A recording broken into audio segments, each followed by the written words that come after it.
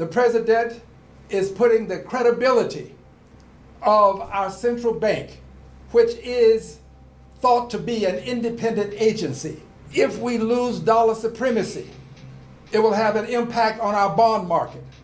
Our bond market is sought after globally. The Fed Chair Powell has indicated that he will abide by the court's decision. The president says he's fired her. Ms. Cook has indicated that she is suing the president with regards to what she believes to be an unjust firing. And the chair of the Fed has indicated that he will abide by the court's decision. I think that the Chair Powell, did not say enough. It is my opinion that he is surrendering some of the independence of the Fed by giving an incomplete statement. I believe he should have gone on to indicate that until the court renders a decision, he will consider her a member of the Fed. The president is playing with economic fire. In doing this, the president is putting the credibility of our central bank, which is thought to be an independent agency. The president is putting the credibility of our independent bank at risk. Global markets do not want our central bank to become a presidential tool, something that he can at a whim decide that interest rates may escalate or they may decline. And the president does do things on a whim, it seems. In doing this, the president is demonstrating once again that he has little respect for due process. Ms. Cook has not been charged with a crime. She has not obviously been convicted if she hasn't been charged. She hasn't been convicted of any crime, not charged with any crime. The president does not have proper respect for a process, a due process. The president does not have respect for the independence of the Fed. The independence of the Fed is the means by which the Fed maintains its credibility. Global markets depend on this independence, and the president is eroding the independence of the Fed. And unfortunately, Mr. Powell, in not standing with his governor, Cook, has, to a limited extent, surrendered some of that independence. The president has demonstrated to us that he believes he is more than the president of the United States. He is the jury president, but he sees himself as a de facto king, a de facto authoritarian president who can do anything that he wants and has said as much. The president cannot be allowed to destroy the dollar as the world's supreme currency. It is a currency of choice, the reserve currency of choice, and it is a currency of choice because people have faith in the Fed.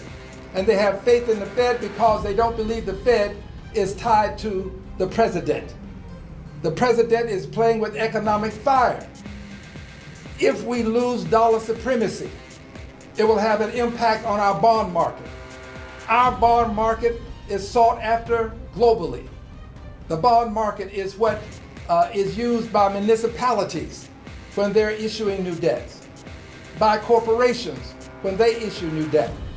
The bond market is something that is not only helping to stabilize this country, it really is important in geopolitical stabilization. We have a duty and a responsibility to protect the independence of the Fed. Now, let me define the we and use a personal pronoun. I have served on the Financial Services Committee since I arrived in Congress. I've had the preeminent honor and privilege of being the chairperson of Oversight and Investigations, the Subcommittee of the Financial Services Committee. I am now the ranking member of the Oversight Subcommittee on Financial Services. It is financial services that has jurisdiction of oversight for the Fed. When I say we, I'm talking about now members of the Financial Services Committee. We have a responsibility to take the stand to protect the independence of the Fed. I, as a member of that committee, am going to do all that I can, especially as the ranking member on Oversight. That means that I'm the top Democrat on the Oversight Subcommittee. And I'm going to do everything that I can to protect the independence of the Fed, because in so doing, I'm protecting the independence of our economy, our sovereignty. This is bigger than the president simply firing a person. This is an assault on the institution that has made our economy the envy of the world. Yes, we in Congress play a role. Yes, we do. Yes, the president plays a role.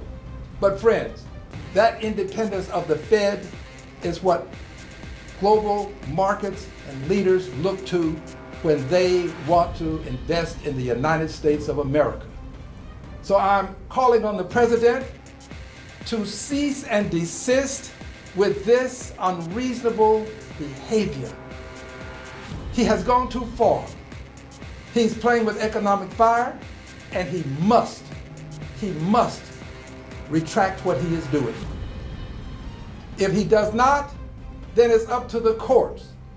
And I say the courts because this could matriculate to the Supreme Court. And it's up to these courts to do what they must to protect the independence of the Fed, because the Fed, as it was designed, was to be an independent agency within the federal government. It's not a separate government unto itself, but it is an independent agency within the federal government. And that independence makes all the difference.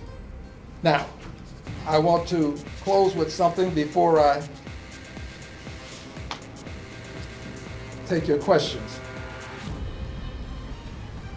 It's important for us to note that our president is going after agency, and in so doing, he is taking away the credibility of these agencies.